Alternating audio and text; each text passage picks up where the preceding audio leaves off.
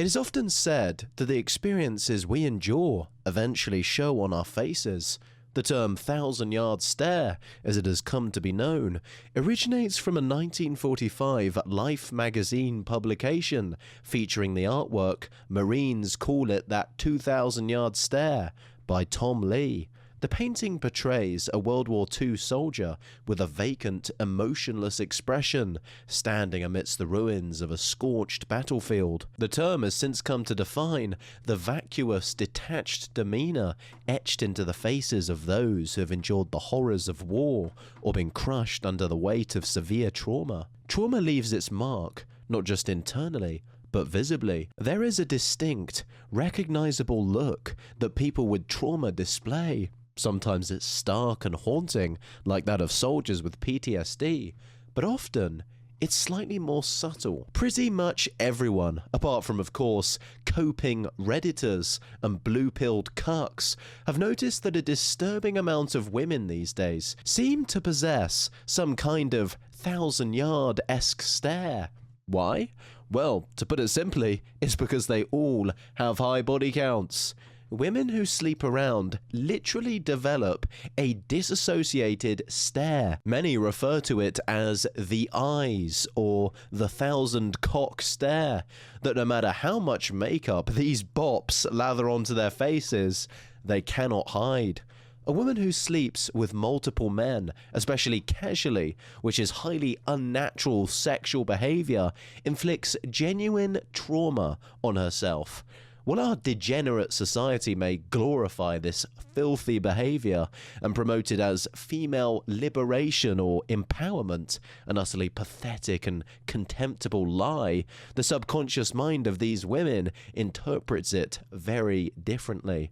Females are designed to be monogamous, ideally bonding with one man their entire lives.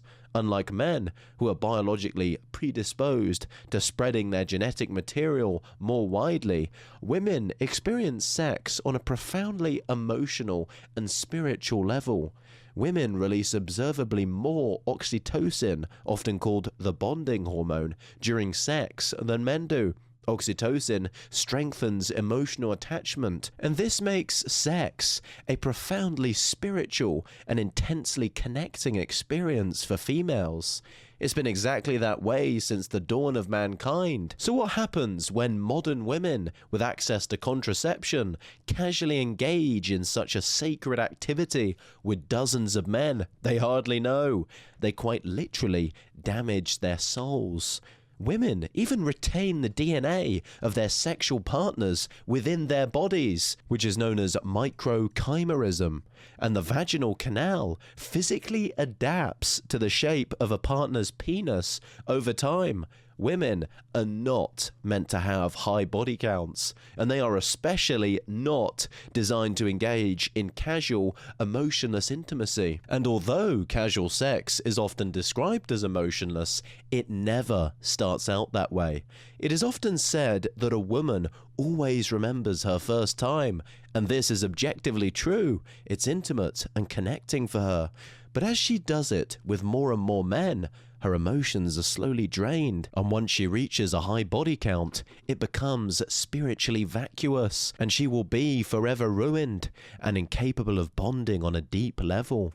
Casual sex destroys women's ability to form meaningful connections and bond deeply with a partner. Each encounter leaves a psychological and biological imprint, but without the foundation of commitment, these imprints result in emotional fragmentation and subconscious trauma. This spiritual and emotional detachment manifests as what we call the stare.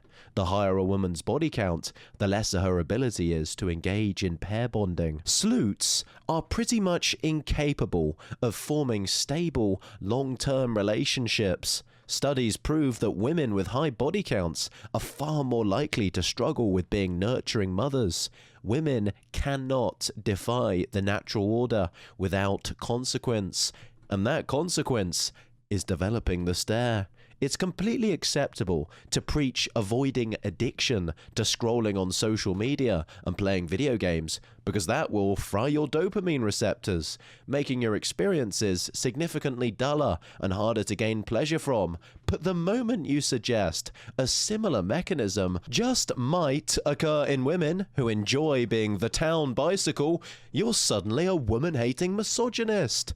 So when people like Wheat Waffles cope about how body count doesn't matter, they are absolutely bullshitting you. He is well aware of how things are, because when he tries to get romantic with Chad's used up leftovers that he calls my girlfriend, she literally stares through him. This guy has literally admitted to settling for what is likely the sloppy 100ths of more successful men who hit the wall and finally realized that none of the 9 out of 10 guys on Tinder who kept pumping and dumping her would ever marry her. And so she got with him. So that is where the stare comes from, that can be observed in public mattresses like Lily Phillips, that utter disgrace and renowned 304. I mean, just look at those eyes after she slept with 100 men in 24 hours.